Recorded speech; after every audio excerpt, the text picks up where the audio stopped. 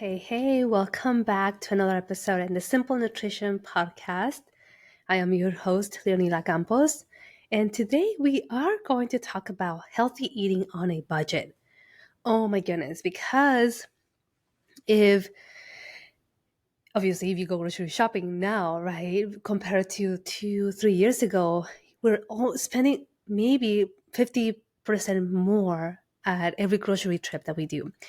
So it I joke around. I almost need another part-time job to help me pay just for my groceries because I spend so much now, right? As an example, I can spend $200 to $300 a week to buy groceries for a family of four, right?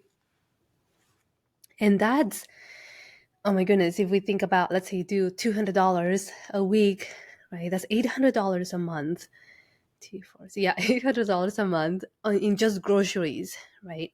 So, right, a lot of people don't have that extra money to spend in so much groceries, and so I think learning how to um, eat or how to buy groceries with and having a budget, right, but that's still healthy. It's really a good thing to do. Because I also hear a lot of the times, oh, eating healthy is expensive, right?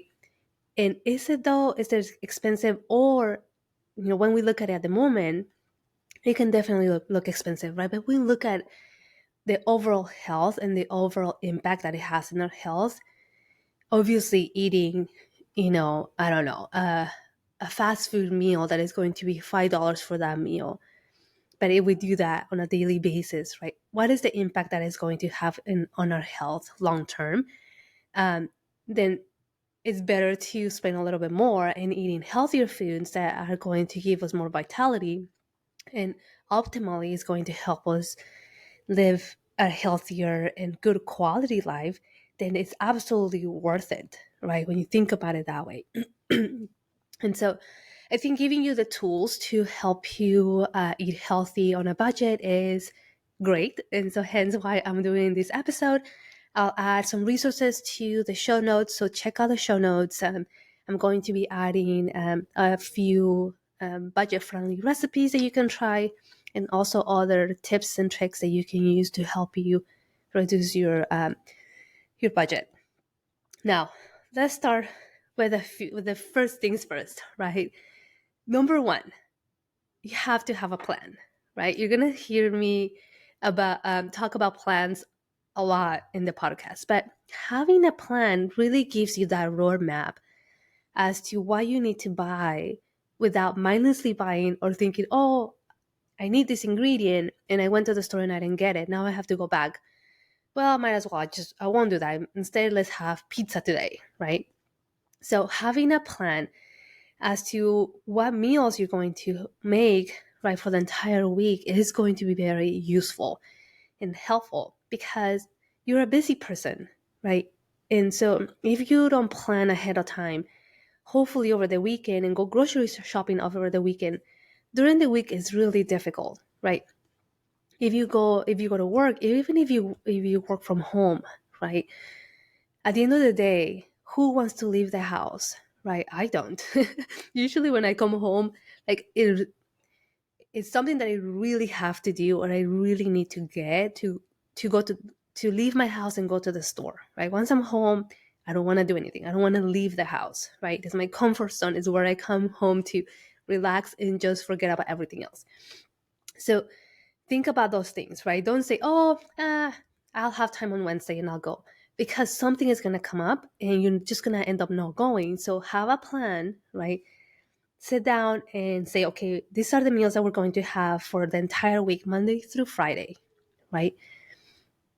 And if it's about communicating with your family, okay, give me one meal that you want to have this week, right? And if you don't want to participate, then that's fine. You're just gonna eat what I'm gonna make you. But have that plan ready, right? And if it helps your family to visualize it, post it right on your fridge, so that way they already expect what you're gonna be having, and then they're not asking you all the time. So sit down, plan those meals, Monday through Friday, what you're gonna have, what are the recipes that you're gonna use, then create your grocery shopping list, right? because that's going to guide you through the store to buy the things that you need. So you need to have that grocery list. Excuse me for a moment. I think my son needs me. Okay, that shopping list is going to be, again, your guide through the store. Is going to obviously help you buy exactly what you need.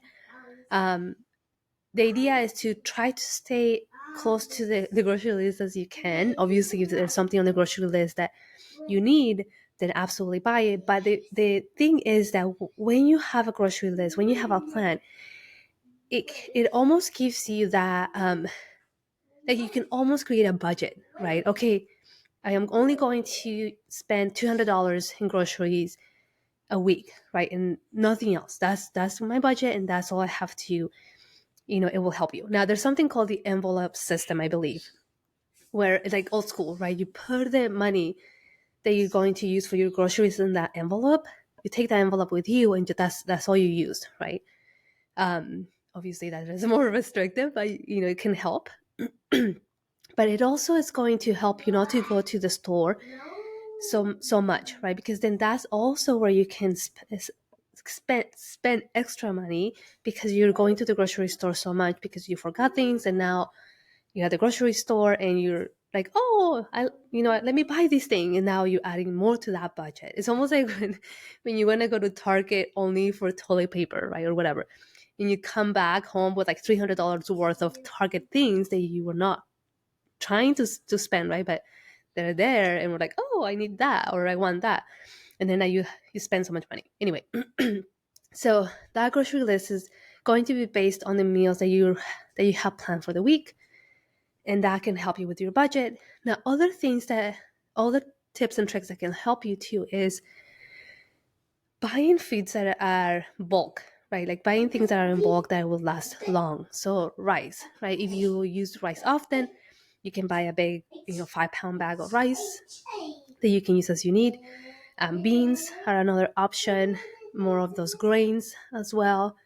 What else? Pastas, things like that, right? That are going to last longer, and then you can buy it in bulk. Um, Buying foods that are canned or frozen are also a healthy option and can be more affordable. Now, a lot of the times I have patients that tell me, "Oh, are those healthy options?" And the answer is yes. Frozen foods are almost equivalent to fresh foods, right? So if you buy frozen vegetables or frozen fruits, they're pretty much about the same, unless if they add a sugar, obviously, or oils or any other additives. Then it's different. But if it's just all the rest, right? Broccoli, frozen broccoli, or frozen fruit, then that's pretty much it. Now, if you have a consistency issue, then that's going to be different, right? Because obviously, when you freeze fruit or veggies and then you defrost them, then they're going to be mushy or more soft. And so, if that's something that you don't like, then opt for the fresh produce. But that can also help you save, right? Because you can buy a big bag of frozen vegetables, you put it in your freezer, and then just use them as you need them, without like buying a big amount of fresh produce, and then at the end of the week, for some reason you didn't use it, and now they've gone to waste, which is wasted money. So that's another thing where you can do frozen foods, or can. In when it comes to canned vegetables or fruits, right, you do want them to be in their natural way as possible, meaning that no added sodium if possible, or reduce or low sodium, because we don't want that extra sodium added, especially we have high blood pressure issues that can impact our blood pressure.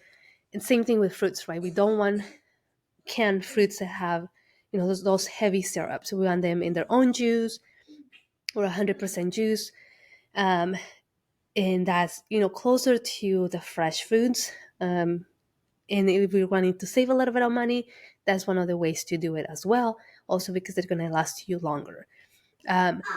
Some other options, right, are or tips. Almost doing your own things, right? If you're able to. So, for example, this is more so like if you wanted to grow a garden, right, which is a great idea, especially for herbs and spices, because you have it there and you can use them as you need to and then replant things and so on. If you're not as good with a garden like me, right, you can start very small. Actually, that's one of my huge goals that I want to create a garden. I have when we moved to a house, the previous owners had like this beautiful garden, and I was so excited that I was going to have a garden. But then I got busy, and the poor garden just died. And so I still have the beds, right, the garden beds or whatever you call them. I just need to like add the get the dirt ready and then the seeds. So if you have tips on how to start a garden, please let me know, because that is something that I really want to do. But I've had clients. I've had this particular client that had this amazing garden. I mean, it was like half of her lot was a garden, and she did. She planted mostly greens, leafy green veggies. She did tomatoes, eggplants, carrots, and she would tell me, I don't have to spend ever. I don't have to spend money on my vegetables because I grow them, and I think that is amazing, right? Because if you're able to do that, oh my goodness, you will be saving so much money in your own produce. Um, that's an option. But another thing too, right, that can help um, elongate the life of your produce is, like, for example, your herbs. You can put them in water, like a glass of water, and put a bag over it, put it in the fridge, right? Like your cilantro or your parsley, it can last longer that way. Um, Putting your produce in the veggie crispers can also help. I started doing that with my berries, and it actually does last longer, a couple days longer, which is great, right? So instead of my raspberries going bad 3 days after I buy them, they can last a whole week. Another awesome trick that actually my husband told me, and that's very exciting because we love avocados, but when we would leave the avocados outside on the counter, obviously, right, there's so many memes about, I can't leave the house because my avocado is going to be, ripe in at this time. Anyway, but it is so true, right? Avocados ripe in such a short period of time. And then after that, it's like they're mushy or like they're, I don't know. Anyway, but my husband said, hey, put the avocados in a bowl with water and put it in the fridge. And yes, they lasted for weeks. So I think I still have two avocados there that we bought like maybe 3 weeks ago. And obviously they're going to ripen, they're going to go bad eventually, right? But if you can do that, right, putting your avocados in water and in the fridge, they can last you longer, right? Several days longer. And you don't have to spend on buying avocados and then you forget about them, or you don't use them right away and then they go to waste. And avocados are not cheap, so there's another trick. um what else? We usually also make our own peanut butter. Now you might think that's probably really hard to do, and it's actually so simple. We buy the peanuts from Trader Joe's. They're roasted, unsalted, and then they're roasted lightly salted, just to have a small amount of saltiness. It's not huge, right? And then we have a Ninja blender, and we had this blender for a long time, but we just add that. We just add both of the peanuts in this blender, this Ninja blender. But if you have a really good blender, then you can use your really good blender, and we just blend them away, right? You don't literally, you don't need to add oil, you don't need to add more salt or sugar, just that, right? You just blend them away until you have the consistency that you need or that you want. You put it in a glass container, airtight container, and you put it in your fridge, and it will last you a long time. Like you literally are going to finish it before like it goes bad, if it goes bad. So I've been doing that for years now. And it saves so much, right? Because a small jar of peanut butter can be expensive, but also the ingredients, right? Like, why do you need to add more oil to peanuts? You don't need it. Like, literally, try it and let me know. But that's all you need. You just need peanuts in a really cool blender, blend them away, and you are never going to go back to the store-bought peanut butter. Now, there are some places where you can also blend your own, Like Whole Foods has a little mill or a blender where you can do that, and I think Winco also has that. So let's say you don't want to do that. Those two places that I know, you can also buy your almost homemade peanut butter without added ingredients. Um, Other tips that can help when trying to eat healthy on a budget is freezing the foods that you're not going to eat right away. So for example, you made like this batch of soup, right? And you know that you can only eat the soup for 2 days because you don't like to eat foods longer than that, and that's okay. But instead of throwing it away, you can freeze it, right? So maybe when you want some soup, you can just defrost it, warm it up, and then eat soup for the next 2 days. And that's another option too, right? You can freeze some of those foods, casseroles or soups or whatever, that you can use at another time. Um, what else here that I have? So many tips. Yes, other things that you can do, right? If you know that you're not going to use your herbs, um, and you know that they're going to go bad, let's say you only need a small amount, what you can do is you can chop them, right? Add a little bit of olive oil and put them in like ice cube maker and freeze them, right? And so when you need to cook something, just grab a little bit of the cube, the olive oil with the herb, and then you put it on your pan and then cook your foods. That's another way to save your herbs, instead of letting them go bad. What else here? Those are the main ones, right? That I can think of at the moment. Um, I think I said I have some resources for you. Another way to decrease your grocery budget, right, is maybe adding 1 or 2 days of doing more plant-based foods, right? They're usually more affordable when we don't buy more of those, like Impossible Burger or those brands that are going to be expensive. But if you do like tofu or beans or edamame, there's these beefless, like ground beef, beefless from Trader Joe's that is like, I don't know, a pound I think for like $3.99 or something like that.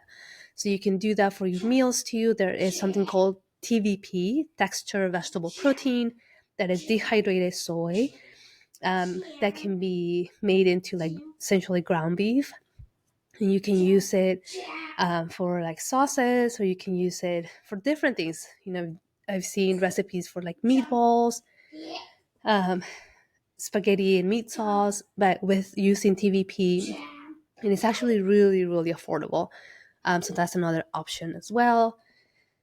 um, yeah, those are the main ones that I can think of, right? I'm adding some other resources to the show notes. Check that out.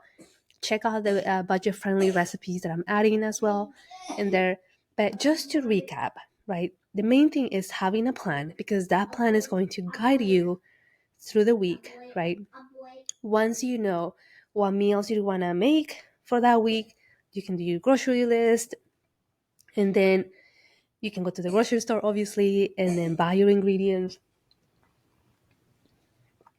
One caveat about going to the grocery list, and I'm sure you've heard this before: don't go to the grocery list hungry, because when that happens, everything that you see is going to sound appetizing, right? And it's going to be hard to resist not to buy it because you're so hungry, right? All you can think of is eat, it's food. So make sure that you go when you're ate, or essentially when you're not hungry.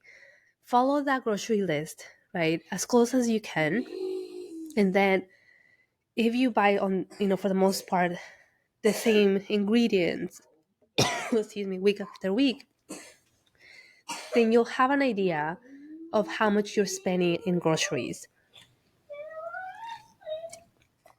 Then you can decide what are the things that maybe you want to reduce, or what are the ingredients that maybe you want to modify to buy in bulk, or to help you decrease or lower your the cost of groceries, right? But you need Obviously, you need to compare week after week or, a month's worth of groceries. Excuse me. So then once you have your grocery list, right, if you're able to make some of your own foods at home, that's great. Like peanut butter, or have your own garden, or preserve your produce a little longer. Use those veggie crispers. Put your avocados in water. Obviously, change that water every so often, 3 to 5 days or something like that. That's another option too. Use recipes, right, that are budget friendly. You can find a ton of them on Pinterest. Also, I'm adding some of them on the show notes. You can buy frozen or canned foods that are also that can also be healthy without the added salt or sugar. You can create your own garden if you can. Again, if you are an expert at growing a garden, let me know, because I need to create mine. And what else? I think that's pretty much it. I hope these tips help you. I hope they help you to lower your grocery list cost. If you have any other tips that you also do, or that you also done, and that they've helped you, please let me know. You can add them to the comments on my YouTube video, which you'll see it in the show notes too. Or you can send me an email at fueledbyleo@gmail.com. But that is it today, my friend. Thank you so much for your time. Remember to stay strong and stay safe. I will talk to you in the next episode. Take care, and bye-bye for now.